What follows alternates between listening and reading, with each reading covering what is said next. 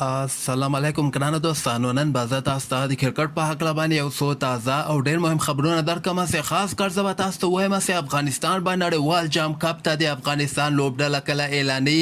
او دغه لوبغاړي چې کوم دی په دغه کې حضرت الله زازی او کریم جنت په ځای باندې باید افغانستان کوم لوبغاړي واخلي هغه به زه تاسو ته وایم او بل به زه تاسو ته د فضل حق فاروقي په هکله باندې یو خبر درکړم چې فضل حق فاروقي بیا نوی کوم خبر ورکړی ده او دین علاوه به زه تاسو ته د افغانستان رشید خان په هکله باندې یو خبر درکم او نن د افغانستان بعضې لوبغاړي افغانستان کابل ته رسیدلی دي او دغه نور لوبغاړي چیرته دي هغه به هم زه تاسو ته وایم مهم معلومات در سره شریکوم ویډیو تر اخره پورې وګورئ په هر څه به تاسو پوه سئ نو راځم اول زه تاسو ته وایم چې که خیر افغانستان به هم دغه یو هفته کې د افغانستان لوبغاړي دغه T20 ورلډ کپ چې کوم بله میاشته په اسټرالیا کې ترسره کیدونکی ده دغې ته به لوبغاړي اعلان سي 18 لوبغاړو اجازت ده چې هر یو ټیم 18 نه زیات لوبغاړي دوی نسي اعلانولی چې 15 به هغه مین لوبغاړي او 3 به ورکې ریزرو لوبغاړي خو دغلته که موږ راسو دغه ایشا کپ کې د افغانستان حضرت الله زازی او کریم جنت بیخي دومره خاص ونه ځلېدل او د کریم جنت خو بیخي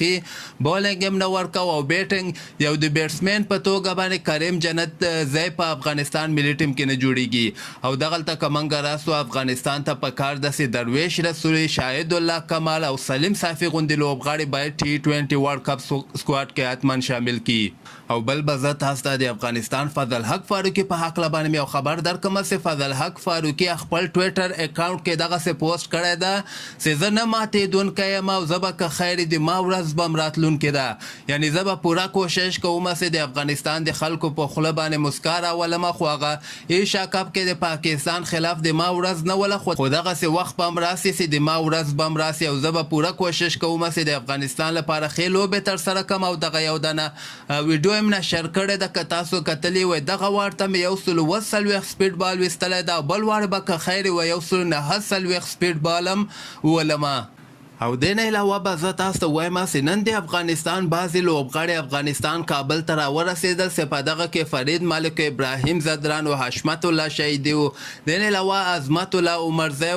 او حضرت الله زازی او دغه نیم لوبغاړي چې کوم دي نیم دغه محمد نبی او رحمان الله ګوربز او دغه بعضې نور لوبغاړي عثمان غني دغوی اوس هم دوبۍ کې دي او د افغانستان رشید خان چې کوم د هغه بیا د انګلند په طرف باندې روان شوی ده نن انګلند ته هم ورسېده اوس دغه معلومات نشته چې رشید خان انګلند ته د څه په وجه باندې تللی ده خو دغه کوم لوبغاړی چې کابل ته نه دي راغلي دغه اوسه پورې هم دوبۍ کې دي او کیدی شي دغه کې بعضې لوبغاړي راسي او بعضې لوبغاړي ډایرکټ انګلند ته لاړ سي بیا د انګلند نه به د اسټرالیا په طرف باندې که خیر روانېږي